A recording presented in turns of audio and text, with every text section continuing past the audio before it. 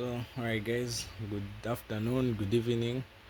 So we continue on with the principles of accounts 2023. This is on question 3b. So we are going to solve the control account, the ratios. Yeah, so let's just jump into it straight. So we start with the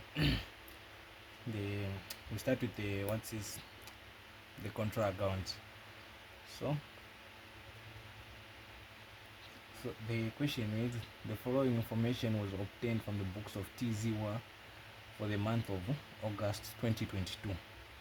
So we've got debtors ledger balance, creditors ledger balance, credit sales, credit purchases, cash sales, cash purchases, sales retains, purchases retains, check received, check paid, discount allowed, discount received, set off, interest.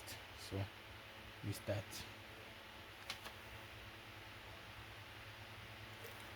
So we first start by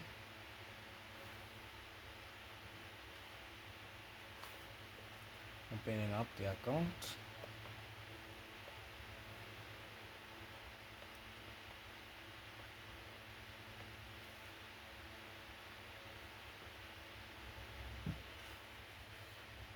So we'll have the date column, we'll have the details column, we'll have the debit, the credit, and then the folio. So we start. So the first thing we're going to start with is the balance for the purchases. Sorry, we first start with the title. So the title is going to be TZWA's purchases ledger.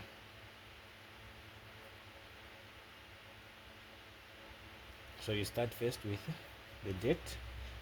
So this took place in 2022 on August 1st. So the balance, and the balance brought forward. So the balance brought forward for the normal balance for the purchases ledger is the credit. So the credit ledger balance, so that's the one you're going to go with. So which is 8,970. Then from there we have other transactions taking place. We have one on August 31st. We've got credit sales, credit purchases. Yes, so credit purchases. So the credit purchases are going at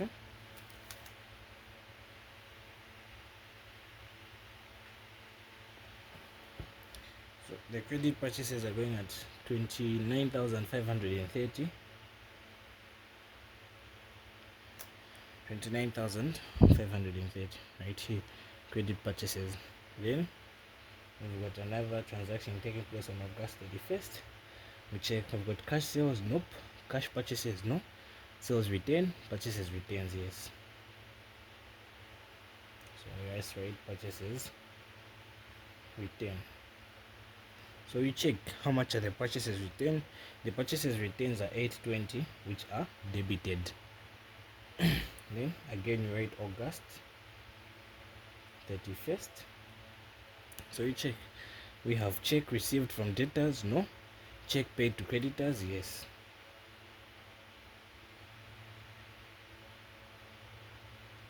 Checks paid to creditors. So how much were the checks paid to creditors, which was, where is it, checks paid to creditors, this is 33,630, 760, 33,760. Then another transaction on August 31st, which is discount received. Allowed is not entered in the purchases ledger. So write discount received. So the discount received is also debited. The discount received, how much is it? This is 900. So So we've got also balance in the sales ledger set off against balance in the purchases ledger. So this is actually what's called as a set of how much is the same set off, which is 700, which is also debited. So interest charged on customer on overdue accounts, no, this is actually entered in the sales ledger, not the purchases ledger. So again, August 31st. So now we're going to say balance. This is going to be balance carried down. So balance carried down. So you just draw these two lines. And then again, August. No, this is going to be September. It's going to be 1st of September. Then you write balance brought down. So now we add. We start with the addition. We're going to have a balance at the debit side when I add, and a balance at the credit side when I add.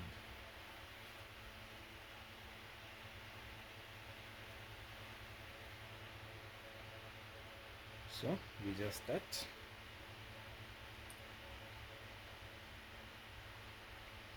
So at the debit side, we have 820 plus 33,760 plus 900 plus 700. This is giving me, at the debit side, we're having a total of 36,000. That's 1,180. When on our credit side, when we add, we have 8,970 plus 29,530. This is giving us 38,500. So we check which is the biggest with 38,000, which is going to come here. 38,500, 38,500. Then we have this side. When you add all this, it's going to give you 38,000. But when you add here, you're not getting 38,000. So we need to find an amount whereby when we add everything, it's balancing, it's giving us 38,000.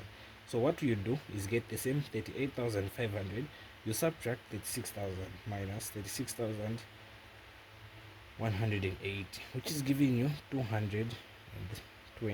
2,320 will also come here as well. And just like that, that's how you prepare your, this is how you prepare your purchases ledger. Just like that, you're done.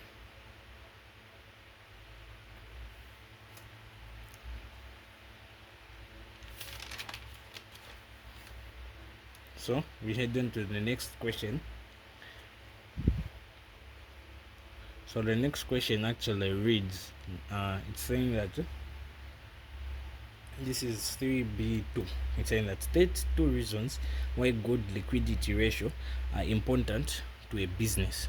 So good liquidity ratio is important because it shows whether a business has enough funds to meet the daily expenses. So I'm just going to write that down. This is 3B2A.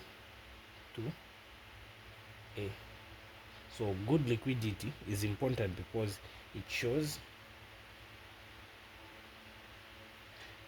whether business has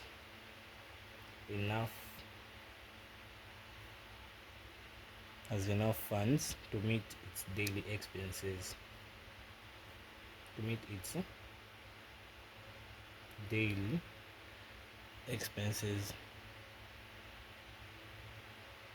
Then this is just the first one. The second one you can actually state is that it helps the business secure a good discount. So you just say it helps a business to secure a good discount. So we also have got B. That was A for 2. What is working capital? So working capital is actually the current assets minus current liability. So what you just say is current assets minus current liability. That's working capital. So we have also C. Explain one importance of working capital to a business. So the importance of working capital to a business is that it helps the business to meet its day-to-day expenses. It helps a business to meet its day-to-day expenses. Or if you want, you can actually put it helps a business to meet its day-to-day operation expenses. Either one of the two, you will still get a mark. So now from there, we head on now to the ratios.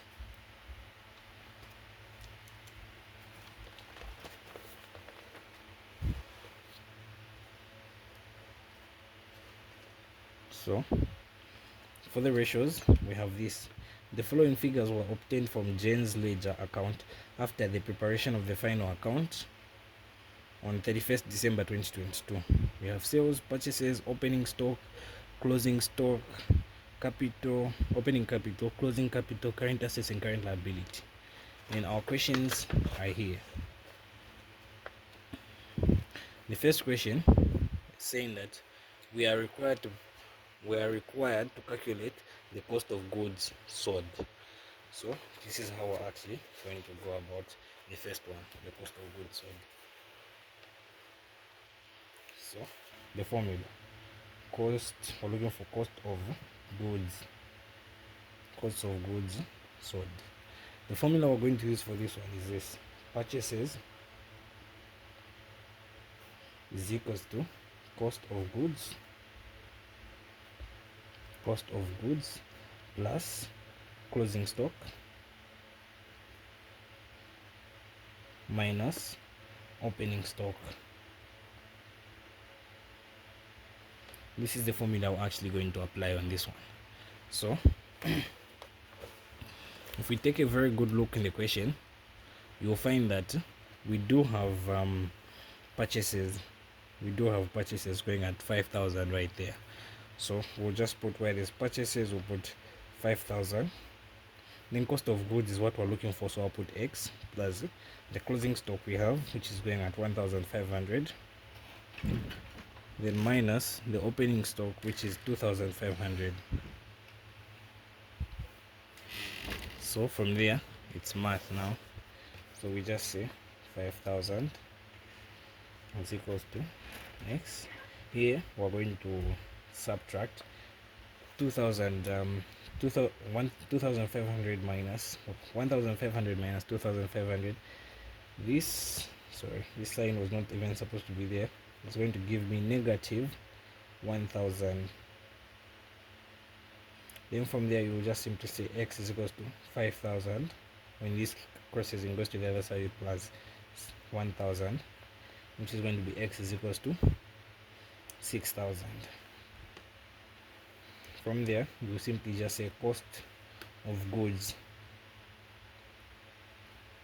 is equals to 6,000.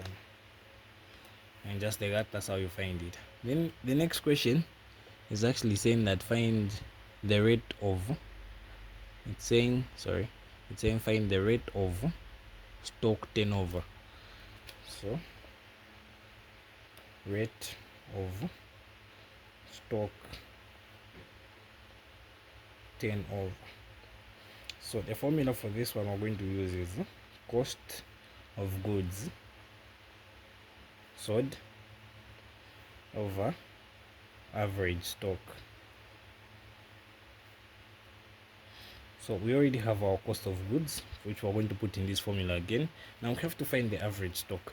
So how you actually find the average stock is this. So you say average stock is equals to opening stock plus closing stock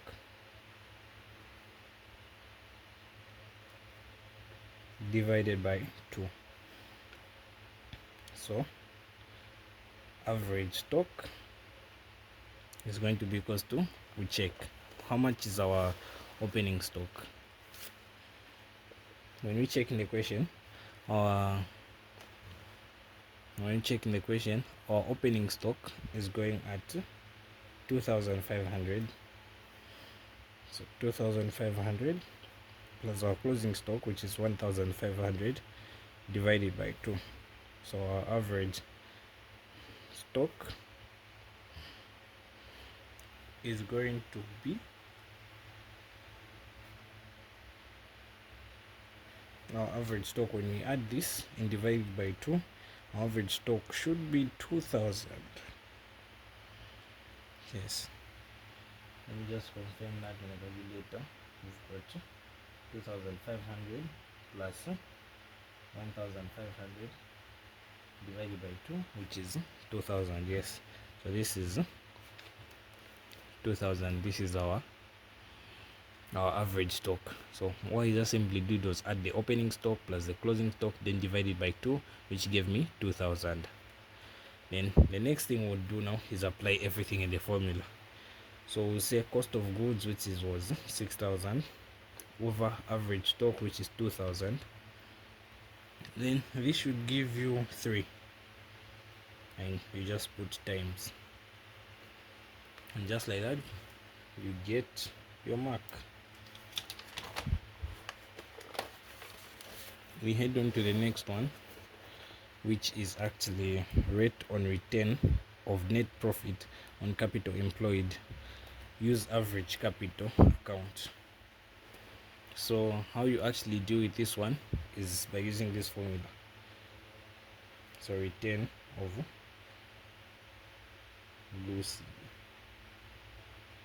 return of capital employed is equals to, we say net profit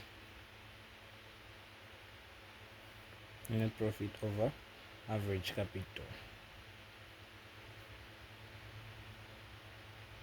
So from the question, we already have our net profit, and the net profit is actually 1,000.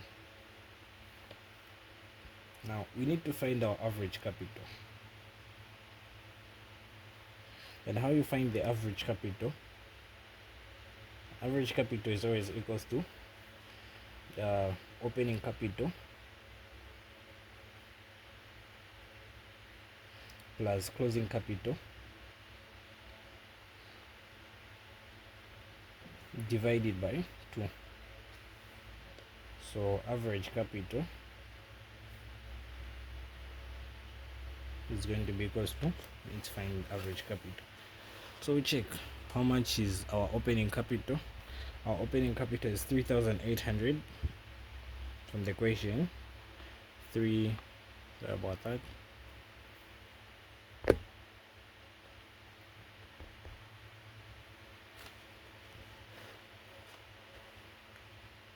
Yeah, so our opening capital is 3,800 plus our closing capital, which is 4,200, and we divide it by 2, which will give us average capital